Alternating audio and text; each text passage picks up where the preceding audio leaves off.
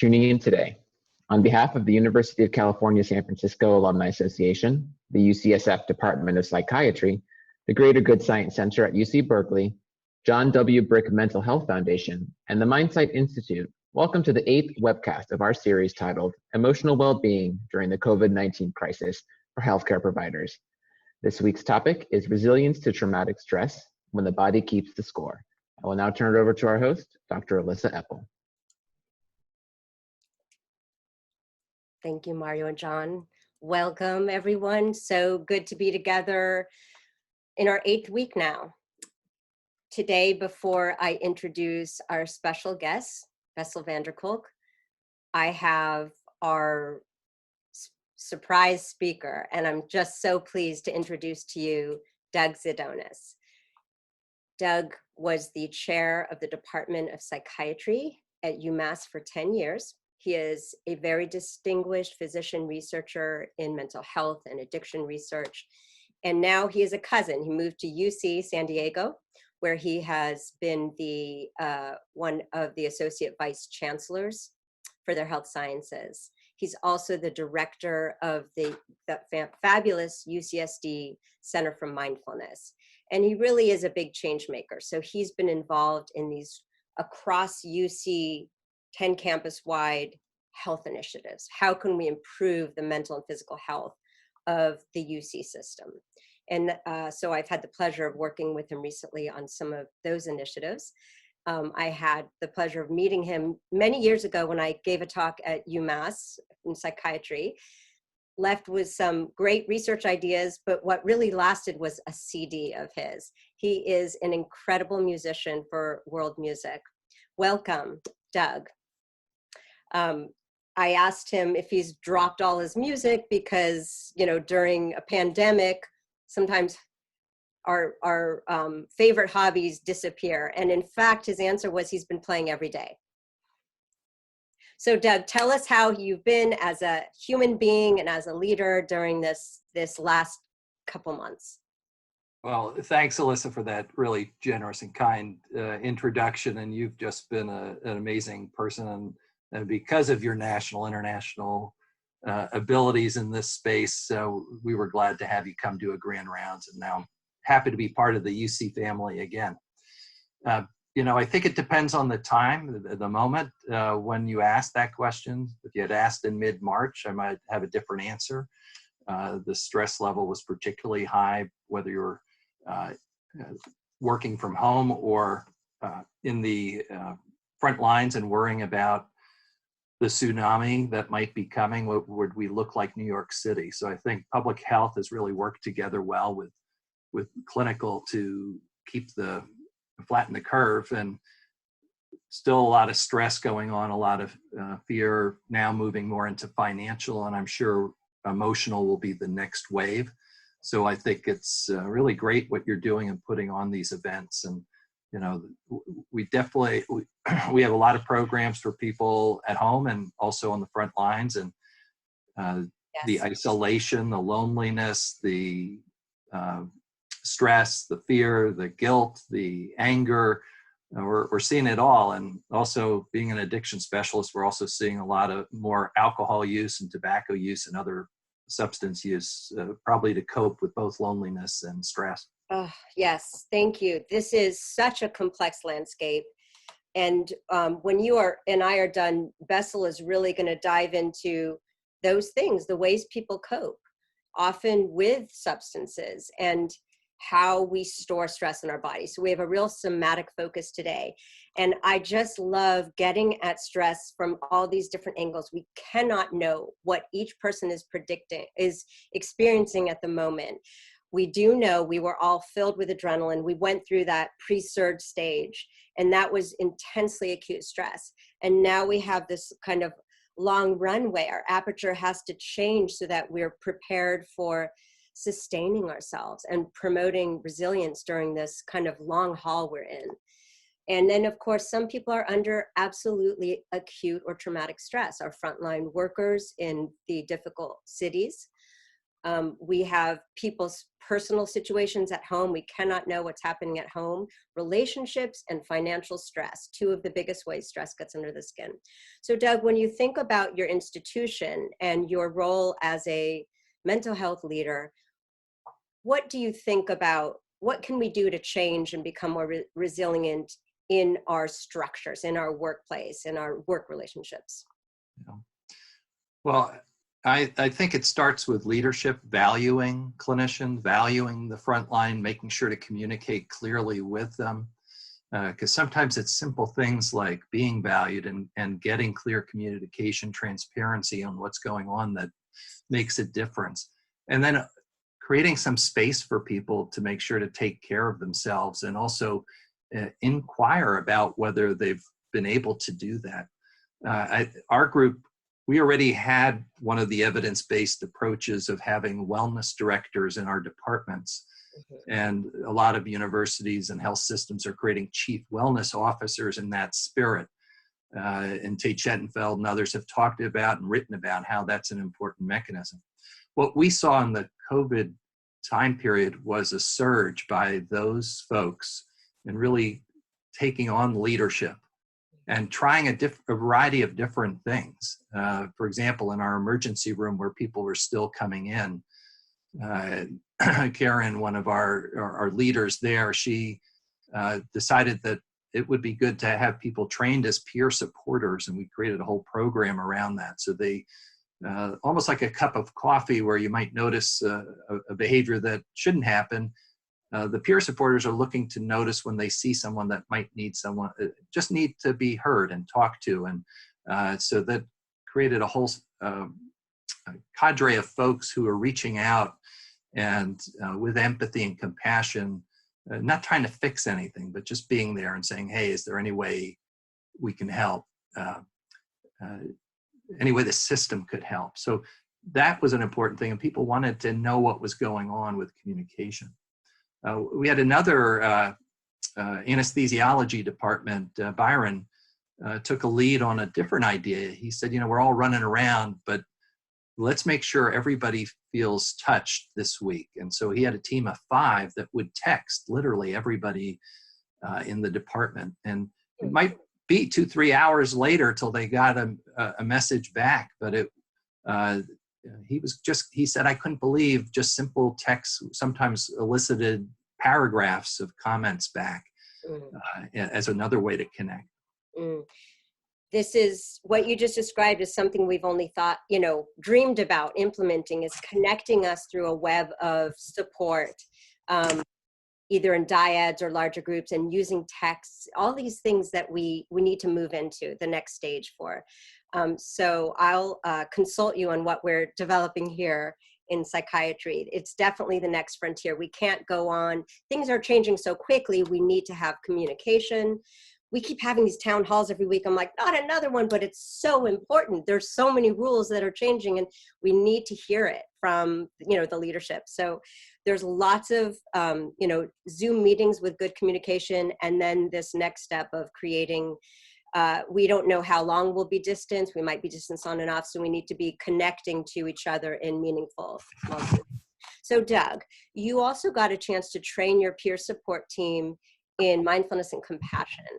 And I would love you to, maybe take 5 minutes or less, sorry, and just tell us, like, what would you, if you just had a few minutes to gift us with an experience of bringing us into this moment with some kindness, would you mind leading us through that? I'd be happy to do that. And I'm also going to put in the chat room 2 things.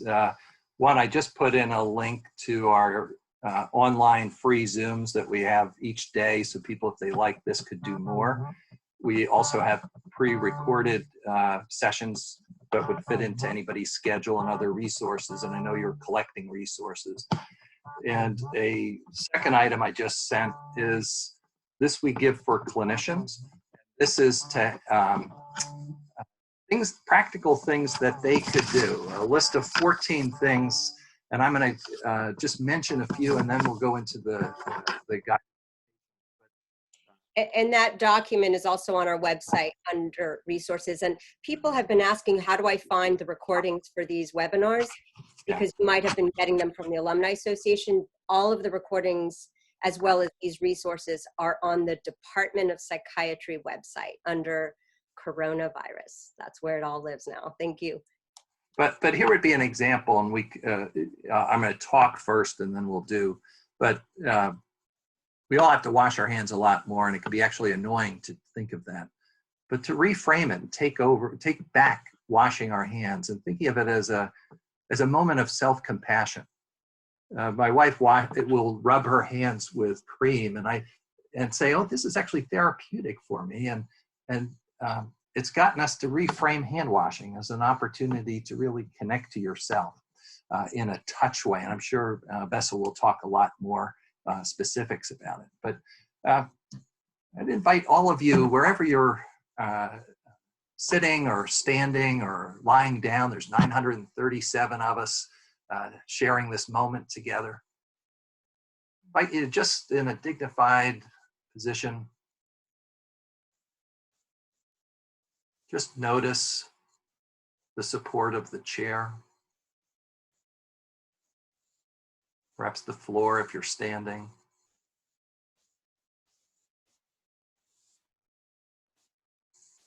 Feeling your body. Be noticing some tingling in your feet. Air blowing against your body.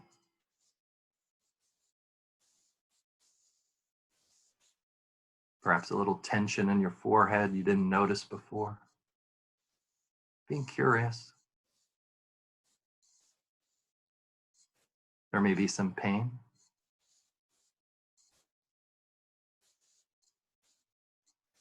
Just taking a deep breath now, with an inhalation,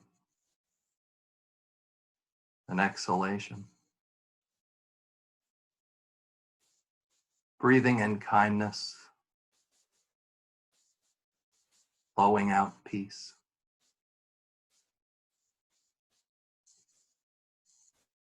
I want you to close your eyes if you haven't already, or slightly open, looking downward. I invite you to notice your breath, perhaps in the abdomen and chest as it rises and falls.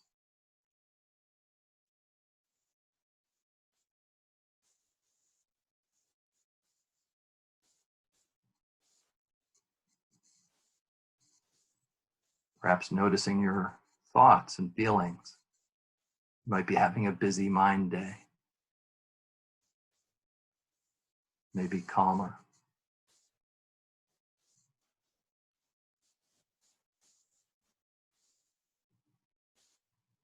Where's your mind now? If it wasn't on your breath, just bring it back.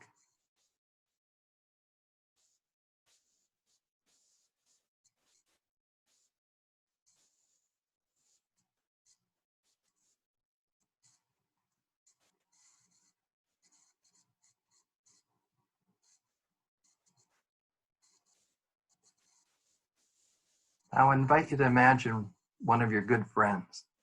You visualize that person. They're coming up to you and telling you they're having a bad day. You just did something they feel bad about and wish they hadn't. Imagine yourself, how are you going to speak to that friend? What's the tone of voice?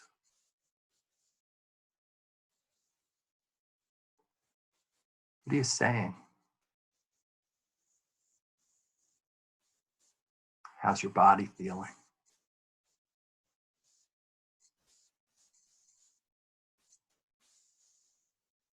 Just making notes of thoughts or feelings that might have arisen.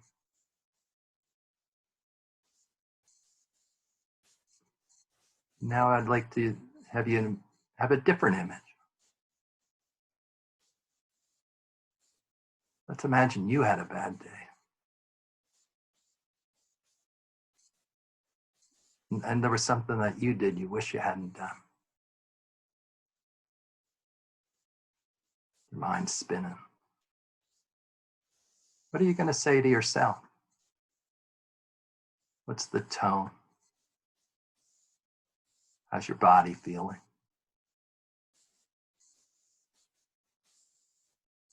Make note of that. Thoughts or feelings that have arisen.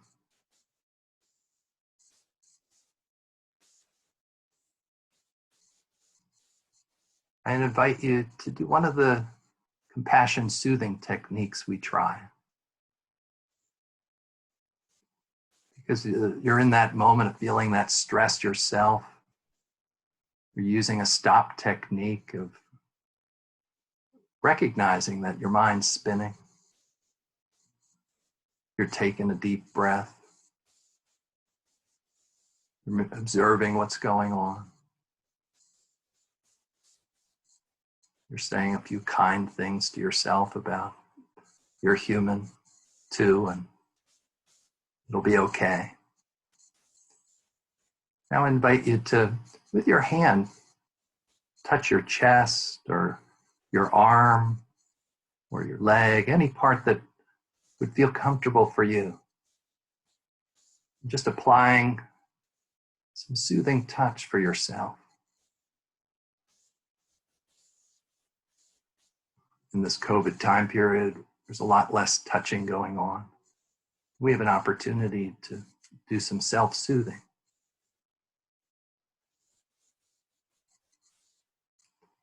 For some people, it might be that you hold your hands together. You're at a meeting or you're on a Zoom call and you're just having a small moment for yourself to be kind to yourself.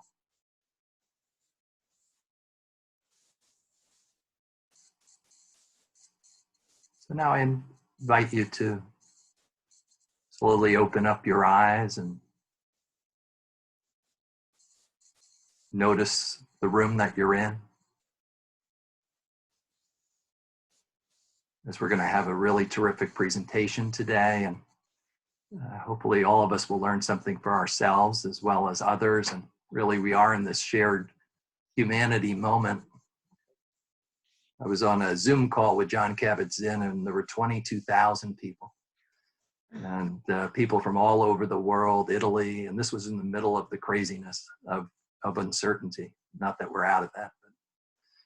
So really, hopefully some of this was helpful to many of you if you haven't already been doing this kind of practice. And there's lots of resources to learn. And if you're a physician, Headspace is for free now, and they'll give you, and if you're a student, it's $10 a year. So I'm sure Alyssa's done many other ways of getting that information out to you. But no, that was so lovely. Thank you so much. And your point cannot be, overemphasized about the importance of touch and how we need to touch ourselves, and that is self-soothing. And I can't give you a hug, but I can give myself a hug and send you one symbolically. Thank you so much for joining us. Yeah, well, thank you. I'm really looking forward to Bessel's presentation and the whole panel. Wonderful. So now I would like to welcome our moderator today. And it has been a delight to meet David Bullard, who is one of our volunteer clinical faculty. He's been with us at UCSF since 1978, and he has led a clinical practice on including healing with people with experiencing past trauma for 40 years. And it has been so wonderful, David. Welcome to have your participation in our department coming together with COVID resources. You have been, a tremendous source of voice of reason, wisdom, calm. So it's been, and helping me plan this webinars, the whole series, not just this one. Thank you, David. And David, I will introduce his friend Bessel. Welcome, Bessel. We are so honored to have you. We are just so fortunate to hear you at this time.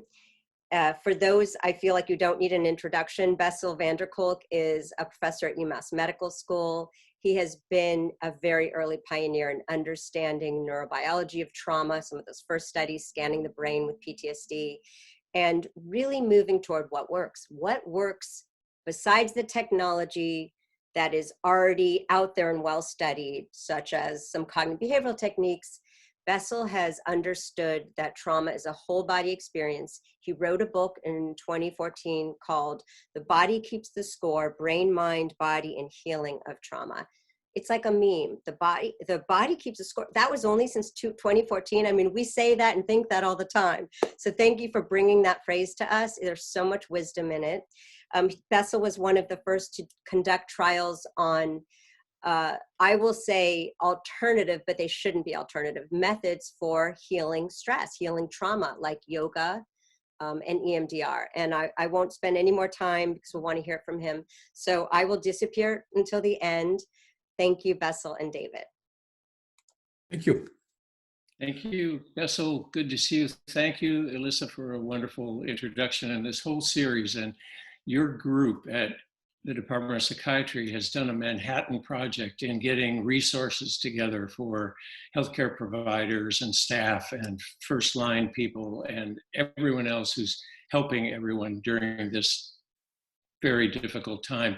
Because we're at UCSF, Bessel, I have to first acknowledge Marty Horowitz, who would have done this year the Wallerstein Lecture, which is the most prestigious lecture I believe we have here. And in 2016, Bessel himself gave this lecture. And Marty's work has been, he's about the only person I know who's been at UCSF longer than I. I got here in '74. And he's been here before then. He's written many, many books on stress and much research. And as well as being an emeritus professor and a distinguished professor of psychiatry, I just have to show this. He's also a Sumi artist. And this is a beautiful stork, Sumi-e, I believe it's called. Other people call it Sumi. That sounds too legal for me. Bessel, we're going to ask you to give us some context for our discussion. And we don't have a lot of time, but I think we can make some great points that will help the people who may want to understand stress differently than they had. So as I lead into that, we're talking about very difficult things. But I also think it's okay to have humor in the moment. And my favorite role model for that's the Dalai Lama. In 1984, he was interviewed by a woman journalist, and he was telling her about the terrible things that had happened to his people and his country, all kinds of things. And he had such depth of grief in his eyes and tears. And he looked out the window at a tree, and when he looked back at her, he was full of a kind of bliss and said, "Life is so very colorful, isn't it?" And so we're going to be touching on very painful things, and all of you will be touched because of your own personal experience with stress and trauma in your medical and other helping professions. But it's okay for us to laugh, and maybe humor as a body response will be something that Bessel can tell us about. So Bessel, your background, University of Chicago, Yep. Medical. So the first thing I want to say is that as a medical person, you're trained for this stuff. And in fact, some of your finest moments as a medical person are in the intensive care unit, in the emergency room, where you can use all of your senses, all of your capacities to do what are oftentimes amazing things. And that's really what we are trained at. And we all get trained to face death and to see horrendous stuff. And that's part of being a doctor. That's something that people who are not trained in medicine oftentimes don't understand. This is, in some ways, our bread and butter. In following people who are exposed to the current crisis, there's two things that are the hardest for them. One is the issue of loyalty that Doug really was beginning to talk about. As long as you get all the support you need, you get the leadership who is totally on your side, who sees what you're doing and says, "Wow, thank you. you're doing all you can, we're giving you all you can. As long as the institution is there for you, you will work. We are trained to work and to take part in our work. So give it every opportunity and support to do the best work you can, including all the coverage, etc., is part of what it's like to be a doctor, a nurse, a healthcare provider. But you need to be given a chance. So when you feel an internal sense of obstruction, of self-humiliation, not getting what you need, that is what makes it hard. The second thing is you need to go home and relax. And that is always a difficult thing because your whole body is set for very high arousal. You don't sleep, you get trained not to sleep, you're up all the time, your neurohormones are way up, and now you need to go home and relax. What do people usually do? They go and lie in the arms of the people they care for. And that is how we calm our bodies down. And the issue of touch was talked about before, but the issue of not being able to go home to the people you love is extraordinarily difficult.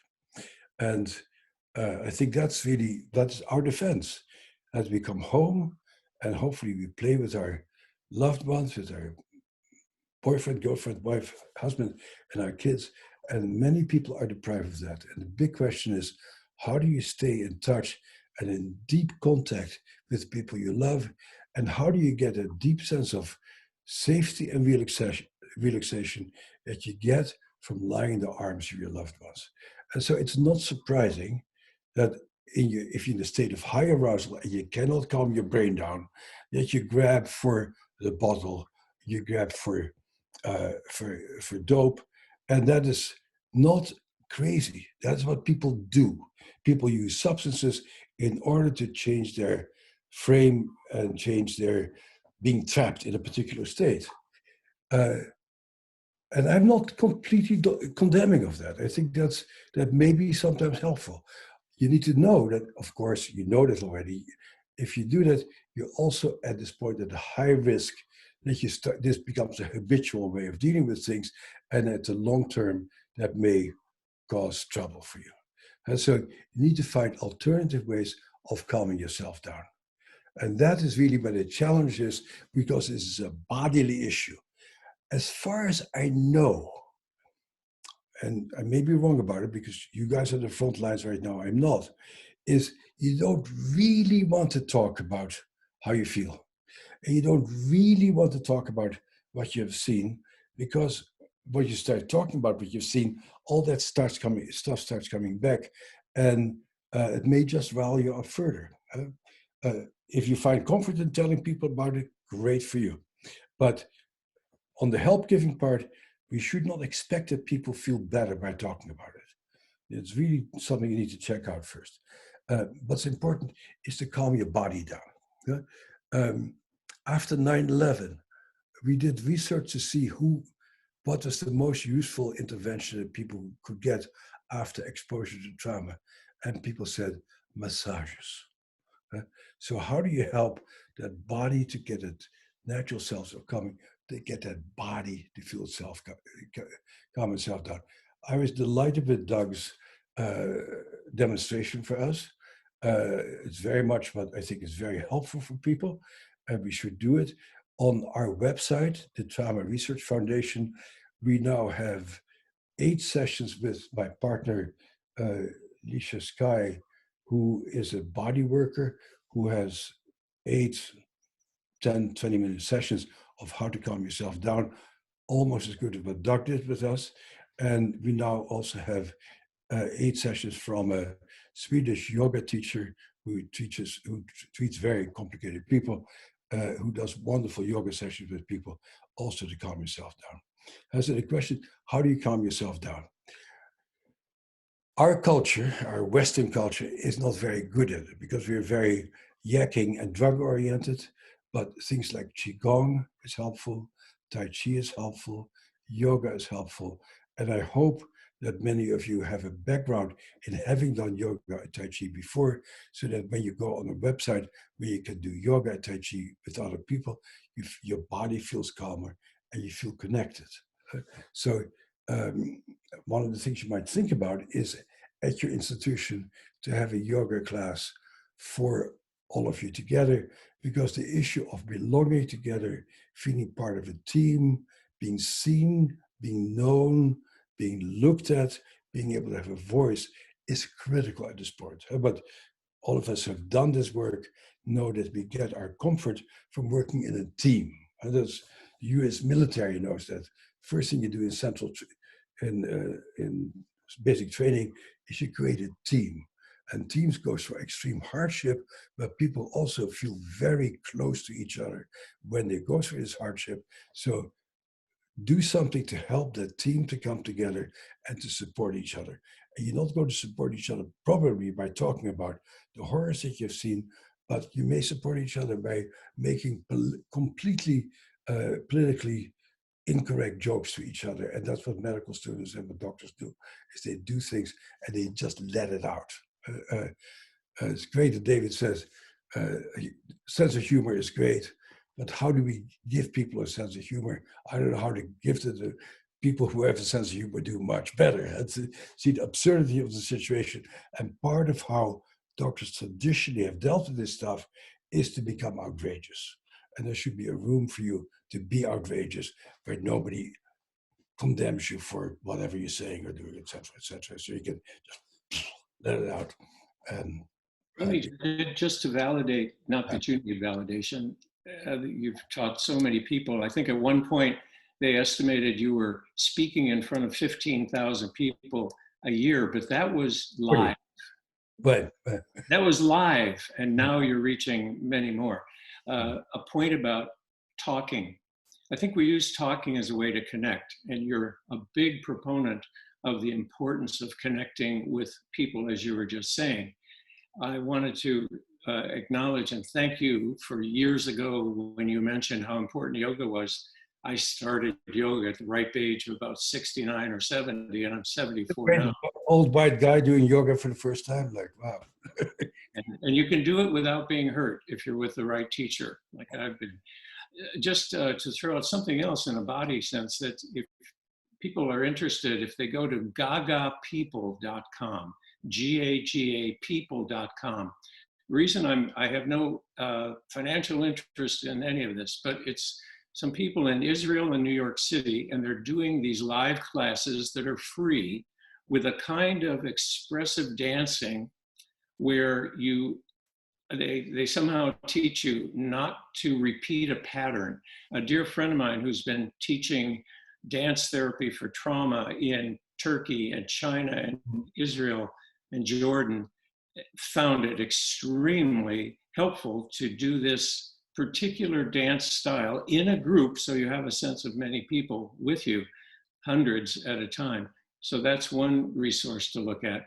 I wanted to mention. What's important here is the feeling of a group. I think very few people would get comfort out of doing it by themselves, but seeing other people be silly and making eye contact with people and go like, boy, you look even crazier than I do, is really helpful. And to just really, but that contact is terribly important as a part of the whole thing. Elissa had also mentioned, besides the issue of stress that you described well, of what people are going through now, there's also the stress from what goes on in their worries about the future. And my brief story about that, a dear friend who's been involved in Zen for 50 years, a woman, we had her speak at a high-tech company monthly Buddhist group. And she spoke about her involvement with Zen because she was a student with Steve Jobs. And then she did a brief meditation, a Zen meditation. Then it was question and answer. And one young woman raised her hand and said, "What's the meaning of life? There are all these terrible things that have happened. People are terrible to each other. There's murdering and terrorism and greed and terrible things that people do. What's it all about?" And she very kindly, because she's a very small person, but a lovely person, she said, it's true that throughout human history, terrible things have happened and humans have that side of themselves. And it's true, things terrible are happening all over. But I hope you realize that was a story in your head. And if you look about you right here in this beautiful auditorium with 150 other wonderful people, I think you have a different reality. And that's another way to bring yourself back from catching the story in your head about what's going to happen then, what's going to happen financially, what's going to happen. Try to bring yourself back to the present moment, which is why it was wonderful to start with Doug. That's a very important thing about what's going to happen. Because when you get traumatized, the script gets stuck in your brain, and that's all there is. I think part of dealing with very challenging situations is that you know this will come to an end. And so one of the great issues right now with the COVID is we have no idea when this will come to an end. So it's not like, oh, a month from now we'll see each other, we'll hug and go dancing and have a good time together, because there's no end. And that's how you survive your hard times in the ICU, your hard time in the emergency room. It will come to an end, and at the end I go surfing or I go to Mexico or I do something to make it come to an end. The issue of having something to look forward to that will make a difference is terribly important. It's very important for people to very carefully plan for particularly pleasurable activities that they can say, right now it sucks, God, I can't stand it anymore, but next Wednesday I'm going to take an electric bike and go up Mount Tamalpais and look down on the bay and I'll feel great. So it's essential that we have things to look forward to that will be different from where we're stuck at. So it's very important to activate our imagination of how things can be different and to specifically plan for situations, activities, contexts that are different from what we live in. And we need to activate that helps you. And we need to activate our dorsolateral prefrontal cortex that allows us to see ourselves over time. And so one of the most damaging things right now is that what will our future looks like? So we need to create things for ourselves that at least I have that to look forward to and that to look forward to. And that's regardless of whether you actually make that bike ride trip. It's in the moment that you're filling your mind with the planful, positive something that you're. Then it's good to do it. Huh? So when I talk about going up Mount Tamalpais, I have no idea when I'll go up, but I can already begin to imagine the pleasure of doing that. Huh? And so your imagination of alternative realities is terribly important.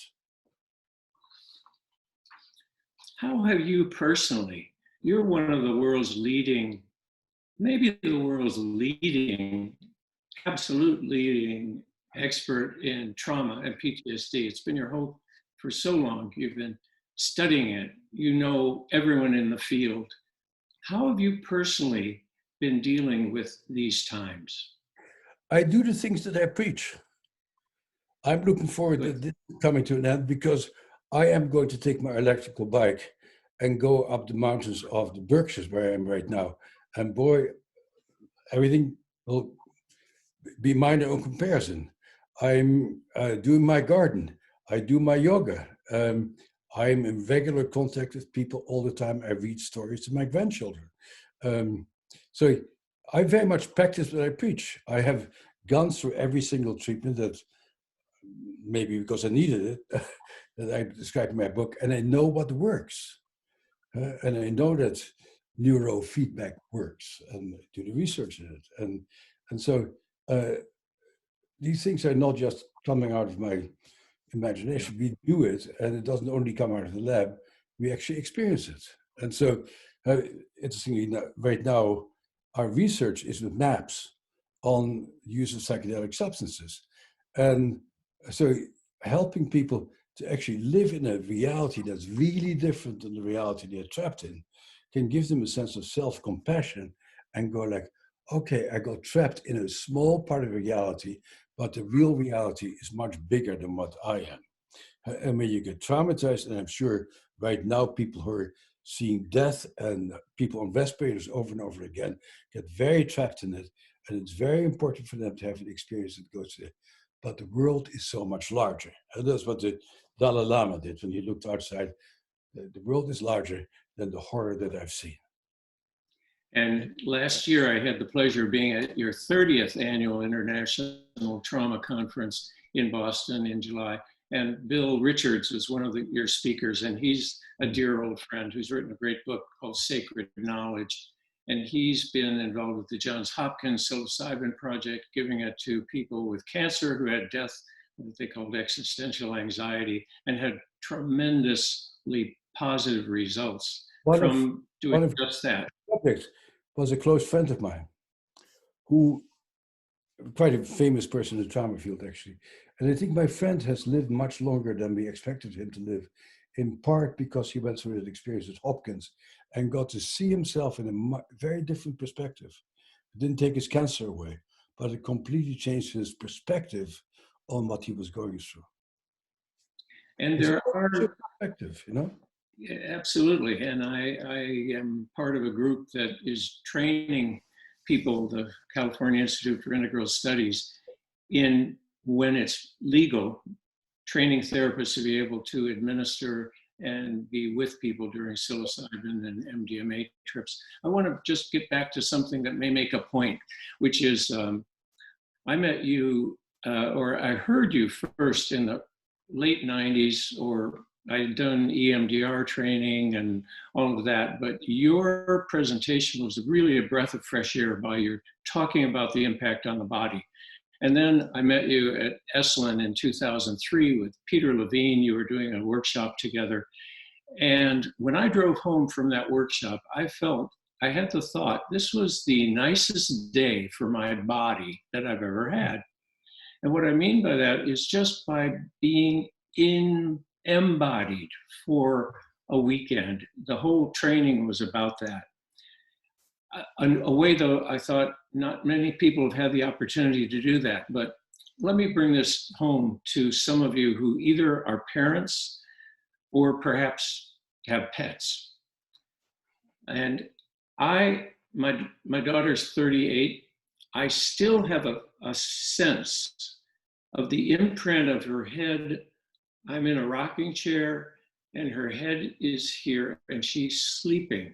And there's this wonderful feeling of trust. I feel like I'm being trusted by this infant who allows herself to go to sleep. I feel that on my left upper part of my chest. And there are things like that that we carry with us that are on the negative side, but there are ones that are on the positive side too. And anything you want to add about your own sense of the role of the body? Well, I think you're absolutely right. And I'm thinking about Doug's exercise with us a little while ago. It went fairly fast, but I imagine that for a lot of us, things came up and we had experiences that brought back memories and brought up memories and brought up sensations. Sometimes, and we have to be careful with that, when you do these mindful exercises, people get triggered because the traumatic imprints are like the imprints of your daughter against your chest. They're very somatic. And sometimes when you go into your body, a feeling of terror may come also, which is also quite possible. And then that's why it's so important to do these things with somebody who has a kind face and a trusting voice. John Kabat-Zinn was mentioned earlier. John is such a person, for example. And when you meditate with John, you feel calm inside because his voice holds you. So we hold each other with our voices and with our faces. And so it's very important for us to activate these memories, but in each other's presence. And so I'm very much looking at you right now. I don't know if the camera sees that, because I'm really living off your interested and kind face in helping me to talk what I'm talking about. And so we need that for each other. And we need that from our head nurses. We need that from our chief surgeons. We need it from our pulmonologists, of people who, that we look at each other and say, how are you doing today? And if you need to cry at that particular point, you just cry. And nobody needs to fix anything, because to just be there as part of our humanity, of people who value us and trust us, is really critical right now. I'm glad you added the voice. Yeah. Have you heard of aphantasia? APHANTASIA? We know about voices. Like, yeah. It's interesting hearing that Douglas is a musician. We do a lot of music with people also, and voicing and singing is a very important part of the whole thing. Those Italians got it right when they started to sing, when they were locked up there in Naples and Milano, you know. Like, yeah. But in terms of receiving a soft, caring voice, I'm not very visual. My imagination, my ability to picture even my daughter and son, that's a difficult thing. And though in one of the somatic experiencing trainings that we finished in Brazil, at the very end of a 2-week session with Peter Levine's group, in which we did this stuff every day, I was lying on my back, and the woman facilitator was just whispering in my ear. I would tell her what my body was experiencing, and she would say, "That's good," and "What's more?" It was a very soft, calming thing. At the end of that, I believe I yawned about 40 times. And that's a parasympathetic response, and it felt really wonderful and relaxed. So anything you can do to deeply relax. I want to shift, we only have a couple more minutes. The current trauma treatments that are mostly used in VA medical centers and in other institutions are exposure-based, which means if you have a past trauma, you have to bring it to mind and work through it in a very over and over and over and over again. And I know, I agree with you, but I know that your response to that is not the way to treat trauma. So I thought it'd be useful for you to say something about that for people. There are people who will not go to get help with a traumatic memory because they don't want to, it's too overwhelming. They don't want to bring it up. There are ways to deal with it without having to be overwhelmed. Well, you should never do trauma treatment where people get overwhelmed. The whole issue is it becomes safe to remember. That is really what this whole therapy is about. You calm people's physiology down so you make it safe for them to know what they know and to feel what they feel. And that's our job as therapists, is to make people safe to be who they are. And there's not to blast people with things that scare the hell out of them, because then they just desensitize you. You don't want a less sensitive person. You want to be with somebody who says, yeah, I was molested as a child. It was awful. And I'm so grateful that it's over and that I won't be triggered when I have my own kids, because I know now what it feels to be loved. And to not blast people with things. I was very much also reminded by something that Douglas did, and you said, and that is that when we are hurt and upset, we forget how much power we have with other people.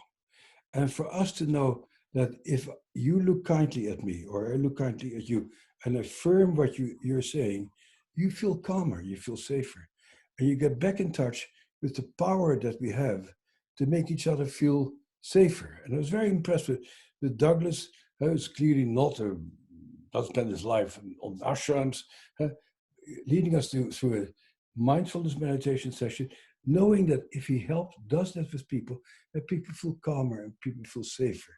And that's the power we all have, that we have enormous power for good, not only for ourselves, but for each other. And this is a time not to forget how we can make the world a better place by affirming each other, listening to each other, and being a presence for each other. Not only you for me, but I for you. And this is reciprocal.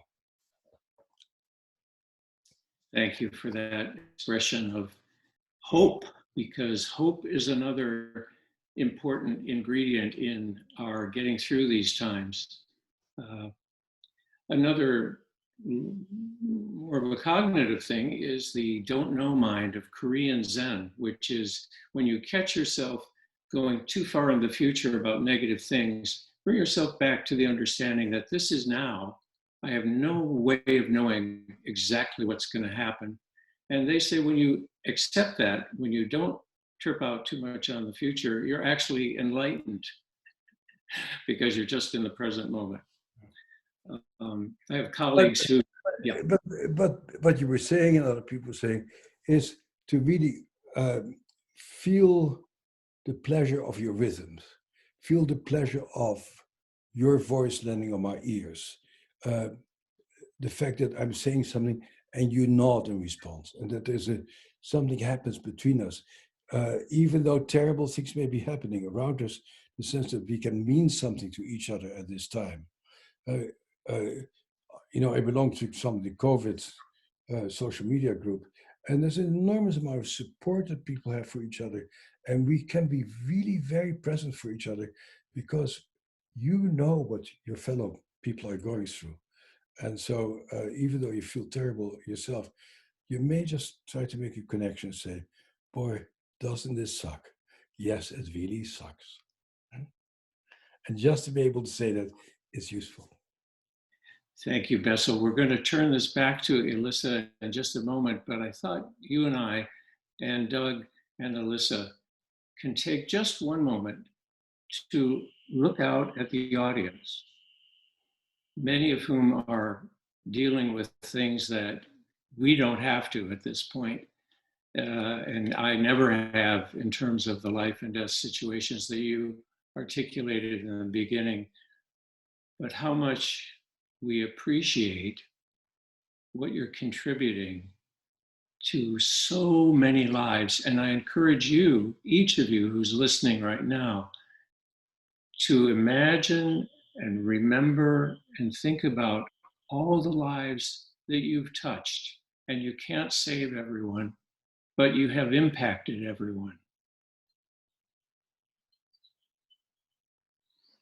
Thank you, Bessel, for Welcome. a wonderful honor for me to be able to talk with you. We were going to have dinner together, and we made it to the same restaurant, but we messed up and we were there on different weeks. But this was almost as good as that dinner conversation we didn't have. I had a great dinner by myself. I was surprised how much I enjoyed my own company that night. Thank you so much for, such important, I don't want to say simple, but, the essentials in this conversation emerged so clearly.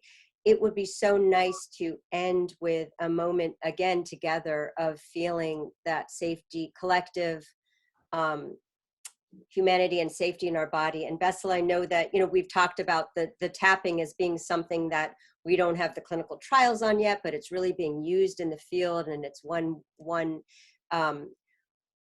thing that I think a lot of us are unfamiliar with still, who are not disaster mental health clinicians. And I'm just wondering, is that something you could just maybe tell us a few sentences about why this is helpful, why this appears helpful to clinicians so far? I know that I don't have tapping right now, but I promise you I'll do tapping sequence on our website and post it. Okay.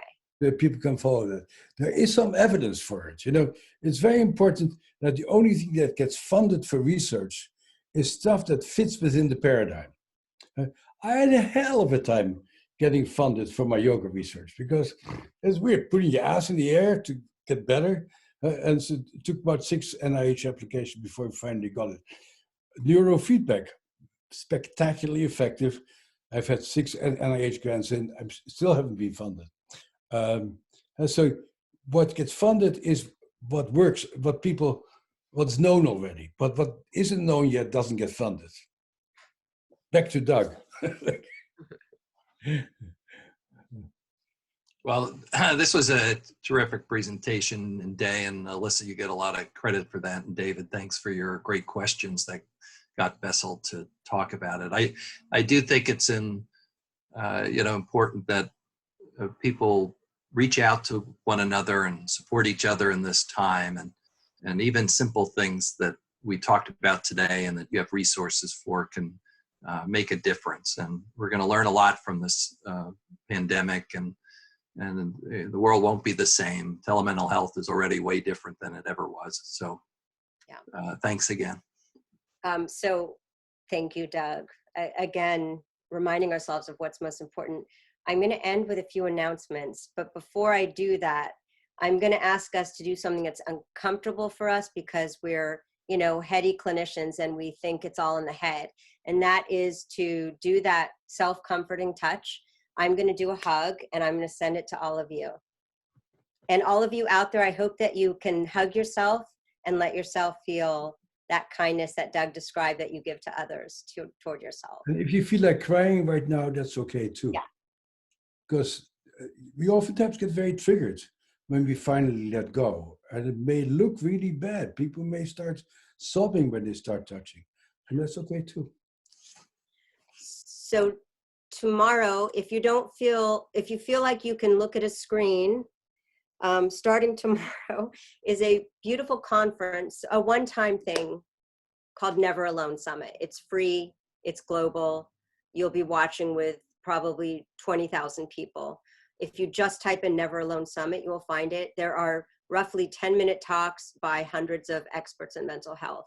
I'll be on early in the morning introducing the BRICS, the sponsors, and Deepak Chopra is another sponsor of it. I wanted to mention the 31st Annual International Trauma Conference looks amazing. It integrates neuroscience. This is Bessel's child that he's been fostering the field. This annual conference, I've heard amazing things about it, including from David. The speakers look fantastic. A whole education for any mental health professional or others interested. And I just took 1 second on that. Last year, one of the most powerful plenary sessions was a discussion between Tarana Burke, who was the real founder of the Me Too movement, previous to all of the stuff from Hollywood. And she was in conversation, and it was, it may be available on video. It was wonderful. And lastly, I wanted to just say, besides, there's hope out there for those of you who may have had a very difficult experience in your life, whether it was childhood or during this time.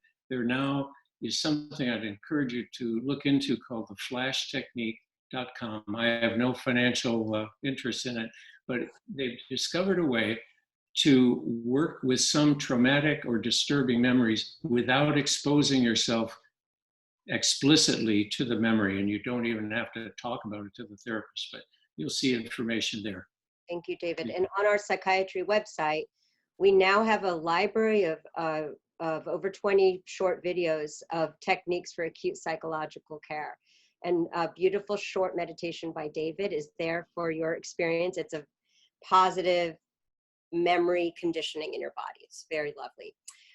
Next Thursday, I look forward to seeing you all again. Please come back. We get to speak with Esther Perel for an hour. She is a phenomenally brilliant family therapist. What I have seen in my getting to know her and being with her is that she wants live questions. We can't give her live questions. You give her a family scenario and she will talk to you about very insightful, deep dynamics that are helpful within minutes. I mean, I've never seen anything like that. She's not gonna be able to do that live. She's an artist, she's a performance artist, and we can't, because of Zoom bombing, we can't hear from you live. Send us your questions. When you get the email from John McCoy, type in your scenario. You don't need to tell us names. Just give her a paragraph.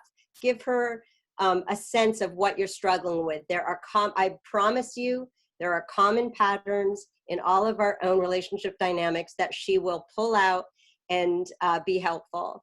And no names, don't worry. So send us what you're struggling with and you'll hear from Esther Perel. Look forward to seeing you all next week. Have a wonderful week. Thank you, everyone.